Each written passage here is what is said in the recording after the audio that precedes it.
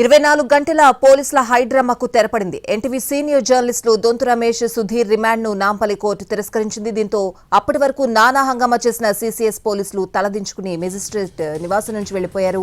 ఇవి అక్రమ అరెస్టులని మరోవైపు జర్నలిస్టు సంఘాలు నిరసన తెలిపాయి. జర్నలిస్టుల్ని తీవ్రవాదులుగా ట్రీట్ చేశారు, నానా హంగామా చేశారు, లేనిపోని సెక్షన్లు నెత్తిన రుద్దారు. ఒకటి కాదు, రెండు కాదు, దాదాపు 24 గంటలకు పైగా మానసిక క్షోభకు గురి చేశారు. ఎలాగైనా రిమాండ్ విధించేలా చేయాలని శతవిధాలా ప్రయత్నించారు. కానీ పోలీసుల ప్రయత్నాలేవీ ఫలించలేదు. చివరకు న్యాయానిదే గెలుపైంది. అరెస్టులు అక్రమమని తేలిపోయాయి. Madam has rejected the remand report. That's it. ఈరోజు ఎవరైతే దొంతు రమేష్ గారు అదర్ విలేకరులు ఎవరైతే ఉన్నారో ప్లస్ సుధీర్ గారిని ఇద్దరిని కోర్టు ముందు ప్రొడ్యూస్ చేయడం జరిగింది. కోర్టు వారు ఏదైతే సెక్షన్స్ రిమాండ్ రిపోర్ట్లో పెట్టారో అవి ఎక్కడ కూడా అట్రాక్ట్ కావు అని మేము వాదించాము. వాదించిన వాటికి కోర్టు ఏకీభవించింది. ఏవైతే సెక్షన్స్ ఉన్నాయో కొన్ని సెక్షన్స్, అన్ని సెక్షన్స్ బిలో 7 years సంబంధించిన వరకు ఉన్నాయి. అందులో మేము కోర్టుకు చెప్పడం జరిగింది, ఎక్కడ కూడా విక్టిమ్ ఎవరైతే అంటున్నారో ఎక్కడ కూడా పేరు చెప్పడం కానీ అదేవిధంగా వారి యొక్క స్టేట్మెంట్ రికార్డ్ చేయడం కూడా జరగలేదని కూడా మేము చెప్పడం జరిగింది.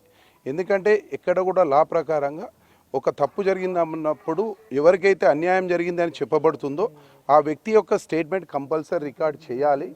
ఇందులో మేము చేయలేకపోయినాము, తను ముందుకు రాలేదు అనే విషయాన్ని ప్రాసిక్యూషన్ వారు చెప్పడం జరిగింది. అప్పుడు అలాంటప్పుడు ఒక విక్టిమ్ బయటకు రానప్పుడు ఎట్టి పరిస్థితుల్లో ఇలాంటి కేసులు అట్రాక్ట్ కావు అని మేము చెప్పడం జరిగింది. ఎన్టీవీ జర్నలిస్టులు దొంతు రమేష్, సుధీర్ రిమాండ్ను తిరస్కరించింది నాంపల్లి 14వ మెజిస్ట్రేట్ కోర్టు. ఇద్దరికీ షరతులతో కూడిన బెయిల్ మంజూరు చేసింది. దొంతు రమేష్, సుధీర్ పాస్పోర్టు సరెండర్ చేయాలని ఆదేశించింది. అలాగే హైదరాబాద్ దాటి వెళ్లొద్దని షరతు విధించింది.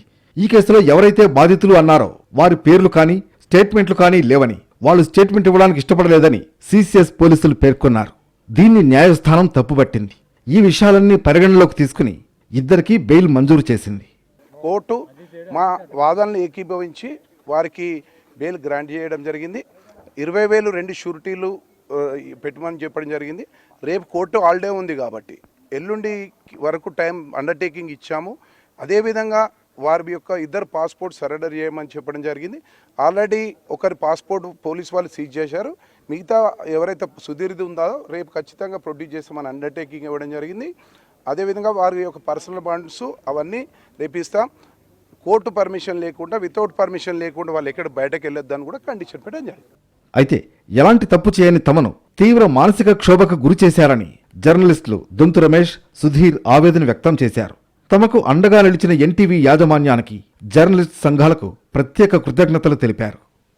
మరోవైపు దొంతు రమేష్, సుధీర్ అరెస్ట్ అయిన దగ్గర నుంచి మెజిస్ట్రేట్ నివాసం నుంచి బయటకొచ్చే వరకు ప్రతి చోట హైడ్రామా నడిచింది. పోలీసులు కావాలనే కాలయాపన చేసుకుంటూ వచ్చారు. మంగళవారం రాత్రి 11:15కు దొంతు రమేష్ను అదుపులోకి తీసుకున్న పోలీసులు 2:15 సమయంలో సీసీఎస్ పోలీసులకు అప్పగించారు. ఇక సుధీర్ను 2:15కు అదుపులోకి తీసుకుని గంట వ్యవధిలోనే సీసీఎస్ పోలీసులకు అప్పగించారు. ఆ తర్వాత ఎంక్వైరీ పేరుతో దాదాపు 22 గంటల పాటు హైడ్రామా చేశారు. తర్వాత గత రాత్రి 14వ మెజిస్ట్రేట్ ముందు ప్రవేశపెట్టినప్పుడు కూడా అదే కాలయాపన కొనసాగింది. విచారణ అధికారి రాలేదంటూ దాదాపు 2 గంటల పాటు వాహనంలోనే కూర్చోబెట్టారు. చివరకు ఇద్దరికీ రిమాండ్ ఇచ్చేందుకు నాంపల్లి కోర్టు నిరాకరించడంతో సీసీఎస్ పోలీసులు తలవంచుకుని అక్కడి నుంచి వెళ్లిపోయారు. మీడియా అడిగిన ప్రశ్నలకు కూడా సమాధానం చెప్పలేదు.